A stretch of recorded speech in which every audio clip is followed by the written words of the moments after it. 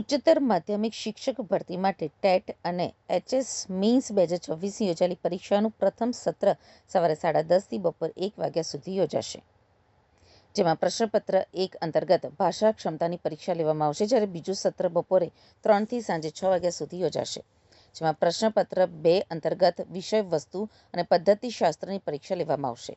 Paper લીકની ઘટનાઓને પગલે ઉમેદવારોમાં પણ પરીક્ષાની સુરક્ષાને લઈને ચિંતા જોવા મળી રહી છે. જોકે પરીક્ષા પારદર્શક અને ગેરરીતિ વિના યોજાય તે માટે ડીઈઓ કચેરી અને વહીવટીતંત્ર દ્વારા ખાસ તૈયારીઓ કરવામાં આવી છે. તમામ પરીક્ષા કેન્દ્રો પર ચુસ્ત પોલીસ બંદોબસ્ત, સીસીટીવી કેમેરા અને સ્પેશિયલ સ્કોટની વ્યવસ્થા કરવામાં આવી છે. સાથે જ ટ્રાફિક વ્યવસ્થા પણ સુચારુ રહે તે માટે તંત્ર એલર્ટ મોડ ઉપર છે.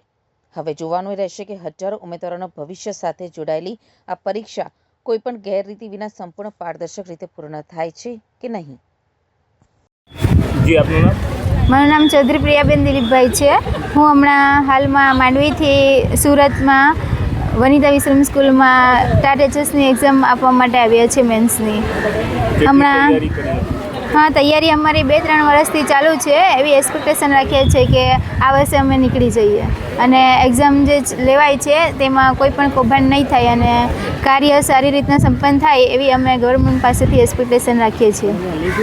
કેટલા વર્ષથી તૈયારી કરો છો? શું કહે છો? 2-3 વર્ષથી તૈયારી કરીએ છીએ સર.